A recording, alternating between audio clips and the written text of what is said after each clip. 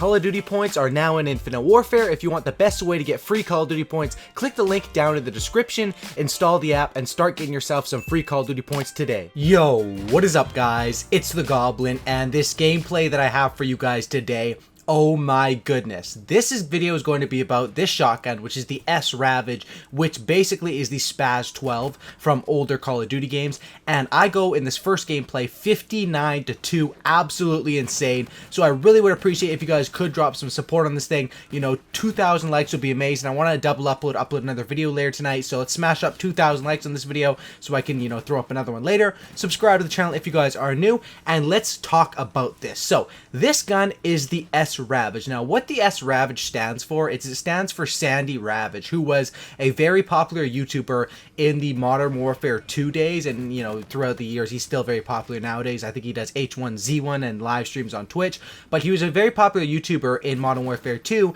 and he would run around and destroy people and get nukes with the Spaz 12 because the Spaz 12 was super overpowered in Modern Warfare 2, and that's why they named this gun the S-Ravage. But it is, you know, your basic Spaz 12. Now, this gun is really fun, and it might be one of my new favorites. I just unlocked this thing today because I just prestiged and got another token, and what I got from this gun, you know, at first I wasn't really feeling it that well, but eventually after mastering it, you know, I got this thing up to the max level already. I think the max level for guns is like maybe 13 or 15. I got this thing to the max level, and I have been absolutely loving it. Now, this gun is not the original Spaz 12 from Modern Warfare 2 or the one from Modern Warfare 3. It's not that strong, but it is strong in its certain sense. What this gun does is, this gun is very good at destroying people. Up close, you're never going to really get hit markers if you're right beside them. And when you are at a decent range, you will get some hit markers, and it is really annoying. One thing about using shotguns in this game is it's so annoying because, you know, this is the first Call of Duty that has the health bars in it, right? So when you shoot a guy and you see that his health bar goes down to 10%, or like, it looks like 1%. It literally looks like they have 1 health when you get hit marker with the shotgun. That can be kind of annoying. Usually what I do, because this shotgun, it has a lot of power, but it does take a long time to cock back in between shots. So if you miss that first shot or you get a hit marker, what I usually do is I just quickly punch the guy with my scuff controller. I'll just punch a guy and be able to kill them that way a lot faster. With this gun, will you want to hip fire or will you want to aim down sights? Either way pretty much works. Honestly, I usually just hip fire because it's a lot of fun just to be lazy, come around the corner and just boom, pop them right away. And then if I do get a hit marker, I'll usually, you know, jump and try to, you know, give my gun time to, you know, put one back in the chamber, or I will just, you know, punch the enemy. Now, let's talk about a class setup for this gun, because that's what I haven't really done many class setup videos, but of course, like in a while, because I covered them all at the start of the game in November.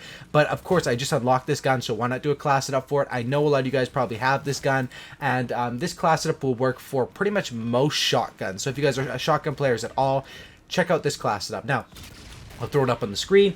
Obviously, I have the S-Ravage level max because I've been grinding this thing. Now, I have 2 attachments. The attachments are going to be quick draw as well as the long barrel in this game. And basically, the reason that I think it's called rifle barrel in this game, the reason for quick draw is because I kind of do like, you know, it's not really that necessary. You could take off quick draw and just run rifle barrel and then run like a secondary, maybe like a Hailstorm Thunder. I do like quick draw because sometimes I do like to sort of do a little quick scope with this gun. It can be kind of fun. And then, of course, rifle barrel is just to give this thing a bit longer range. It'll help you with not getting hit markers at a bit more range. Without that rifle barrel, you will be getting a ton of hit markers, but with that rifle barrel, I find that it's definitely the best perk, or the best attachment, I mean, on any shotgun, and that's why I like running that. Now, as far as, because I only take up 2 attachments and I have the gun, I deck my gun out in perks, or I deck my class setup out in perks. I run the Ghost, I run the Blast Shield because I'm going to be right up in their face. I want both of those. And then a second perk, I run Hardline just to help me get streaks faster, because streaks are so damn, you know, important in getting a lot of kills,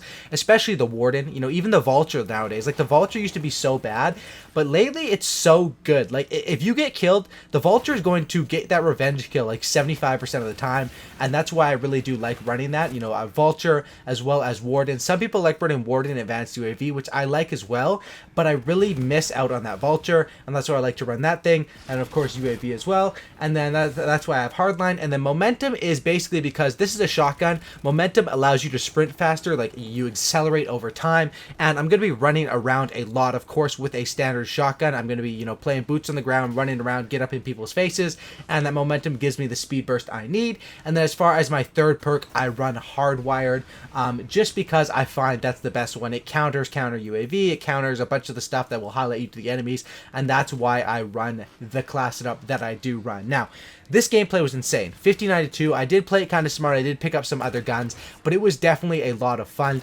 And the maps that I find this shotgun works well on, because this, you know, shotgun can work well on any sort of map, but there is specific maps where it works very, very well on. This map, Precinct, can be good around that middle area and around this side of the map where I do stick to. But the next gameplay you guys are going to watch after this one wraps up is going to be me playing on the map Genesis. And that one is, I think that gameplay was from when I was first testing the gun. I don't think I even had any attachments on it at that time. But Genesis is a very good map for the Sandy Ravage or for any sort of shotgun, because of how you can play the B domination area. You can play that back and forth.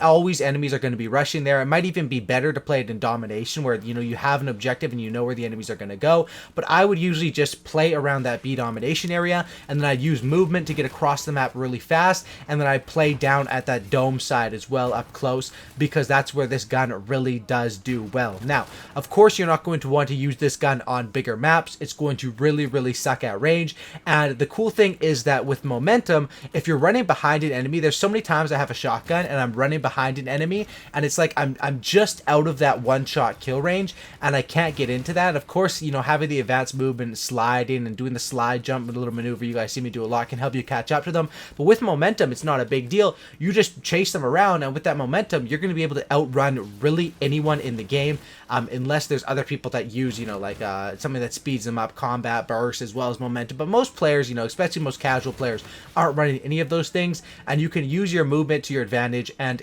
play very well with this shotgun. Now, as far as the classic weapons, because I know a lot of people always ask me, what classic weapons should I unlock? You should 100% get the MacTav 45. That, I think, is the best classic weapon, bar none. Of course, you're going to get the OSA as soon as you hit level 55, so even if you're not prestige, you're going to have that. I recommend everyone get the MacTav 45. That's the priority. That is the UMP 45. It's such a good SMG. And then after that, honestly, it's just up to personal preference. If you're a shotgun player, you're going to get the S-Ravage. If you're a sniper player, you're going to get the TF141 or the Intervention. If you are an assault rifle player, maybe you're an older fan of Call of Duty, you probably want to get the M1.